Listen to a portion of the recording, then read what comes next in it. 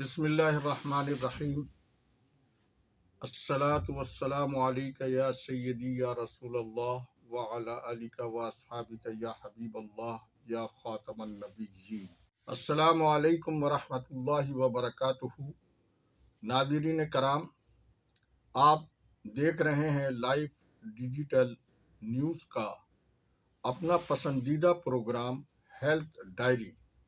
اور میں ہوں آپ کا میزبان سراج الدین امجدی۔ اللہ کریم سے امید ہے کہ آپ جہاں بھی ہوں گے بخیر و عافیت ہوں گے۔ آج سب سے پہلے پاکستان میڈیکل کمیشن کے صدر کے استعفے اور وفاقی وزیر صحت کے حوالے سے میں اپنی گفتگو کا آغاز کروں گا۔ اب یہ کوئی راز نہیں رہا، پاکستان میڈیکل کمیشن کے صدر پروفیسر نوشاد احمد شیخ نے 22 نومبر کو باقاعدہ استعفیٰ دے دیا ہے، جس کی وفاقی وزارت صحت کے ذمہ دار ذرائع نے تصدیق بھی کی ہے۔ گو کہ اب تک آنے والی باتوں کے مطابق یہ استعفیٰ انہوں نے اس وجہ سے دیا ہے کہ وفاقی وزیر صحت کونسل کے رکن ناصر رشید، جو کہ مبینہ سنگین مالی بدعنوانیوں میں ملوث ہونے کے ساتھ ساتھ پی ٹی آئی کے دور اقتدار میں پی ایم سی میں بہت دخیل رہے، انہیں وفاقی وزیر صحت عبدالقادر پٹیل صاحب پروفیسر نوشاد احمد شیخ کا مشیر بنانا چاہتے تھے، اور پروفیسر نوشاد احمد شیخ نے اس سے انکار کیا۔ دوسرے نمبر پر پاکستان میڈیکل کمیشن کے تحت پروفیسر نوشاد شیخ کی تجویز تھی کہ ایم ڈی کیٹ کے امتحانات روایت کے مطابق لیے جائیں، لیکن وفاقی وزیر صحت کے دباؤ پر صوبائی جامعات اور وہ صوبائی جامعات جس کی نشاندہی وفاقی وزیر صحت کی جانب سے کی گئی، ان وفاقی امتحانات کو صوبائی جامعات کے ذریعے لیا گیا، اور نتائج آنے کے بعد جو ہنگامہ اور ہنگامے تمام صوبوں میں شروع ہوئے وہ بھی کسی سے ڈھکے چھپے نہیں ہیں۔ گو کہ اب تک وفاقی وزیر صحت عبدالقادر پٹیل صاحب کی جانب سے اس حوالے سے کوئی بات نہیں کی گئی ہے، اور کہا یہ جا رہا ہے کہ وہ اس لیے خاموش ہیں کہ وہ چاہتے ہیں کہ پہلے ایم ڈی کیٹ کے متنازع نتائج کا معاملہ حل ہو جائے، اس کے بعد وہ اس حوالے سے اپنا موقف بیان کریں گے۔ تاہم اس وقت P M C Pakistan medical commission جو ہے وہ بغیر کسی سربراہ کا ہے، اور ان کی جگہ کسی کو نہ صرف عارضی سربراہ اس لیے بھی مقرر نہیں کیا گیا ہے کہ بتایا یہ جا رہا ہے کہ 22 نومبر کو پروفیسر نوشاد شیخ صاحب کی جانب سے جو استعفیٰ دیا گیا تھا اسے تاحال ابھی تک منظور نہیں کیا گیا ہے، اور ایسا لگ رہا ہے کہ آنے والے ہفتے میں شاید ان کا استعفیٰ منظور کر کے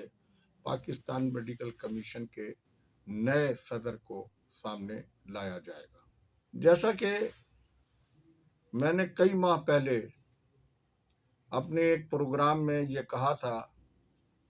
کہ وفاقی وزیر صحت عبدالقادر پٹیل نے وفاقی وزارت صحت کو شیرشاہ کا کباڑہ بازار بنا دیا ہے، اب ایسی ہی کچھ باتیں سامنے آ رہی ہیں کہ مسلسل وفاقی وزارت صحت میں ڈیپوٹیشن پر وہ اپنے من پسند افسروں کو سندھ سے 3 سال کے ڈیپوٹیشن کے اوپر لے رہے ہیں، اور صرف ڈیپوٹیشن ہی پر نہیں لے رہے بلکہ ڈیپوٹیشن والوں کو اضافی چارج بھی دے رہے ہیں۔ جبکہ یہ وہ تمام اقدامات ہیں کہ جو سپریم کورٹ آف پاکستان کے احکامات کے برعکس ہے۔ ہر قسم کی ڈیپوٹیشن، نان کیڈر اور اضافی چارج،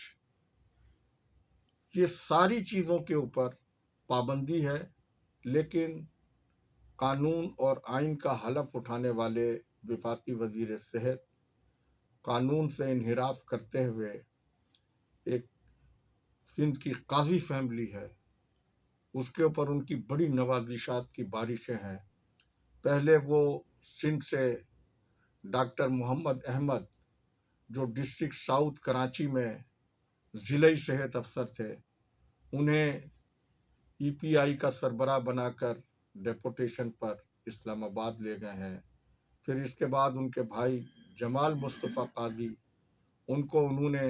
اپنا وزارت کا جوائنٹ سیکریٹری ایڈمن لگا دیا ہے، اور اب سننے میں یہ آ رہا ہے کہ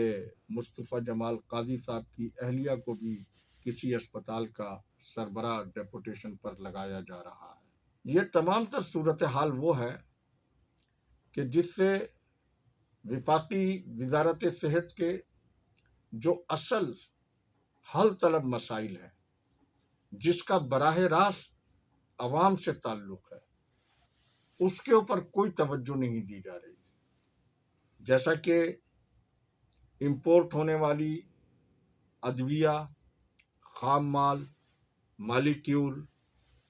یہ تمام امپورٹ ہونا بند ہو گیا ہے۔ میڈیکل ڈیوائسز، ڈریپ کے مشروط کہ جب تک اس کی رجسٹریشن نہیں ہوگی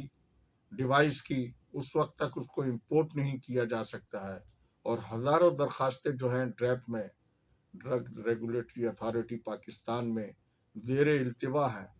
ڈریپ کی اتنی استعداد کار نہیں ہے کہ وہ درخواستوں کو فوری طور پر نمٹا سکے، اور اس قانون میں کوئی سہولت بھی نہیں دی جا رہی ہے۔ ایسا نہیں ہے کہ وفاقی وزیر صحت ان تمام مسائل سے آگاہ نہیں ہے، لیکن کہا یہ جا رہا ہے کہ وفاقی وزیر صحت عوام کے مسائل کے بجائے جس میں ان کا کوئی فائدہ ہے، ان کاموں کو تو وہ بڑی تیزی کے ساتھ کر رہے ہیں۔ جیسا کہ ابھی انہوں نے ایک ٹوبیکو کمپنی کو ہیٹڈ ای سگریٹ کی اجازت کے لیے بہت تیزی دکھائی، حالانکہ ہیٹڈ ای سگریٹ وہ ہے جو نہ صرف دیگر ممالک میں بلکہ پڑوسی ملک بھارت میں بھی اس کی اوپر پابندی عائد ہے، اور یہ نشے کی پہلی سیڑھی ہے۔ آپ یہ بتائیے کہ ہیٹڈ ای سگریٹ کو اجازت دینے کے لیے جو وہ سرگرمی دکھا رہے ہیں، تو اس کے پیچھے کوئی نہ کوئی تو ایسی بات ہے۔ اور عوامی مفادات کے حوالے سے جو میں نے بتایا کہ خام مال، مالیکیول، ادویہ، یہ ساری امپورٹ رکی ہوئی ہے، جس سے کہ علاج معالجے کا نظام ملک میں بحران کا شکاری نہیں بلکہ تباہ ہو سکتا ہے۔ اور پھر اس کے ساتھ ہی ادویہ کی امپورٹ دواؤں کے اندر قیمتوں میں جو اضافہ ہوا ہے، اس سے پڑنے والے جو اثرات ہیں، اس کے لیے گورنمنٹ کی اب تک کوئی پالیسی نہیں ہے۔ اور یہ حکومت تو ویسے بھی مہنگائی کو ختم کرنے کے لیے، غربت کو ختم کرنے کے دعوے کے ساتھ برسر اقتدار آئی تھی۔ میں یہ معلوم کرنا چاہتا ہوں جناب پاکستان پیپلز پارٹی کے چیئرمین بلاول بھٹو زرداری سے کہ وفاقی وزارت صحت کے تحت اب تک وہ کون سا کارنامہ انجام دیا گیا ہے کہ جس سے اس ملک کے غریب عوام کو کوئی فائدہ پہنچنے کی بات ہوئی ہو، سوائے اس کے کہ وہ اقدامات اور وہ کام فوری طور کے اوپر کیے گئے ہیں کہ جس کے پیچھے پرکشش چمک موجود تھی۔ چمک کی موجودگی کے سوا کوئی اور کام وفاقی وزارت صحت میں نہیں ہو رہے ہیں۔ اس سے ایک غریب مریض کو، اس ملک کے غریب عوام کو کیا فائدہ؟ اب اسی طرح سے جنا پوسٹ گریجویٹ میڈیکل سینٹر بھی تباہی کی جانب بڑھ چلا ہے، اور وہاں پر اس اسپتال میں شاہد رسول صاحب نے ایک ENT ڈاکٹر کو اسسٹنٹ ڈائریکٹر لگا دیا ہے، جبکہ سپریم کورٹ آف پاکستان کے حکم کے مطابق ان کو اسسٹنٹ ڈائریکٹر نہیں لگایا جا سکتا ہے، لیکن جنا پوسٹ گریجویٹ سینٹر جو ایک مثالی اسپتال ہوا کرتا تھا، وہ شاہد رسول کے عہد میں بد انتظامی اور لا قانونیت کی بتدریج آماج گاہ بنتا جا رہا ہے۔ سیاسی مداخلت اتنی بڑھ چکی ہے کہ اس کے ایگزیکٹو ڈائریکٹر شاہد رسول صاحب بالکل بے بس اور بے کس نظر آتے ہیں۔ سوال یہ پیدا ہوتا ہے کہ جب تک آپ اداروں کو قانون کے مطابق نہیں چلائیں گے تو وہ ادارے قوم کی اور غریب مریضوں کی جس ضرورت کے لیے بنائے گئے ہیں وہ ضروریات کیسے پوری ہوں گی؟ جبکہ صوبہ سندھ میں گرینڈ ہیلتھ الائنس کی جانب سے آنے والے ہفتے میں انہوں نے اپنا اجلاس طلب کیا ہے، اور اس اجلاس کو طلب کرنے کا مقصد یہ بتایا گیا ہے کہ حکومت سے مذاکرات کے نتیجے میں جو مختلف کمیٹیاں بنائی گئی تھیں، ان کمیٹیوں نے کیا کچھ کیا ہے اس کا اجلاس میں جائزہ لیا جائے گا، جبکہ دوسری جانب گرینڈ الائنس میں شامل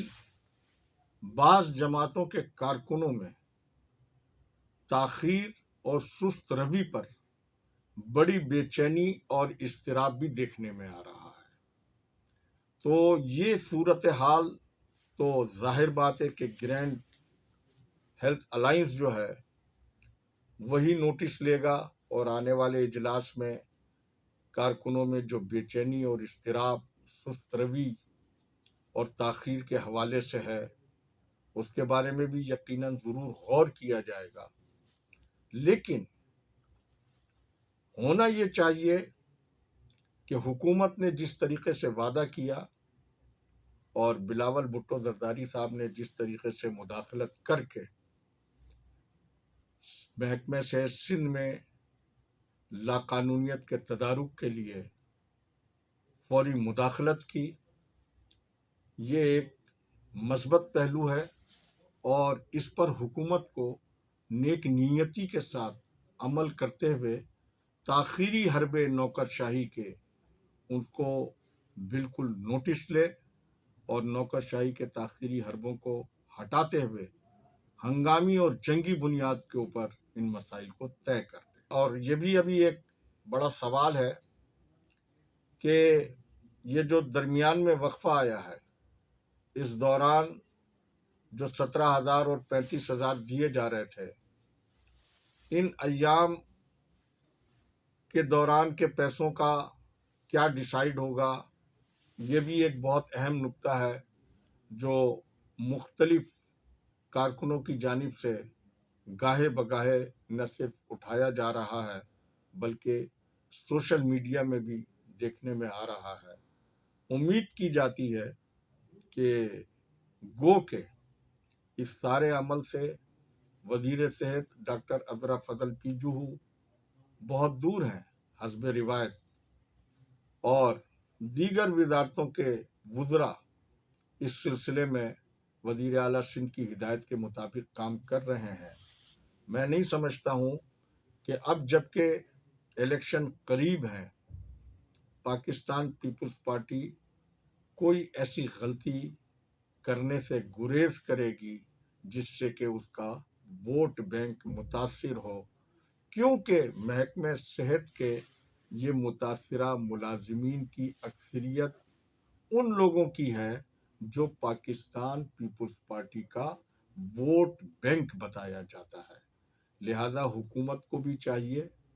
کہ وہ تدبر سے، حکمت اور فراست سے فوری طور کے اوپر ڈاکٹرز اور پیرامیڈکس اور نرسز کے مسائل کو نہ صرف حل کرے بلکہ صوبے میں نرسنگ اسکولوں کے حوالے سے جو لاقانونیت جاری ہے اور نرسنگ کی تعلیم و تربیت کو تباہ کرنے کے لیے جو کھلواڑ کیا جا رہا ہے، اس کا وزیر صحت سندھ و بہبود آبادی ڈاکٹر عذرا فضل پی جوہو کو اور سندھ کے وزیر اعلیٰ سید مراد علی شاہ کو اس بات کا فوری سنجیدہ نوٹس لینا چاہیے کہ جو محکمہ صحت سندھ کے ملازمین نرسنگ اسکولوں کے بزنس میں ملوث ہیں اور 1-1 لاکھ 1.5 لاکھ روپے وہ تنخواہیں حکومت سندھ سے لیتے ہیں اور صرف ماہ حاضری لگا کر وہ اپنے نجی نرسنگ اسکول چلا رہے ہیں، یعنی اس صوبے کے غریب عوام کے خون پسینے کے ٹیکسوں کا پیسہ جو ہے وہ اس مافیا کے اوپر صرف ہو رہا ہے اور سالانہ کروڑوں روپیہ لینے کے ساتھ یہ اپنے ان اسکولوں میں جو سرکاری اسکول ہیں اپنا وہاں فرائض انجام دینے کے بجائے سرکاری ڈیوٹی کے دوران اپنے پرائیویٹ نرسنگ اسکول چلا رہے ہیں، جبکہ قانون کے مطابق یہ کسی بھی قسم کا بزنس نہیں کر سکتے ہیں۔ اگر اس لاقانونیت کا نوٹس نہیں لیا گیا تو اس کے نتائج بہت ہی بھیانک نکلیں گے۔ اس کا حکومت سندھ کو فوری نوٹس لینا چاہیے۔ اور اس کے ساتھ ہی آج کی ڈائری کا وقت ختم ہوا۔ اللہ حافظ۔ پاکستان پائندہ باد۔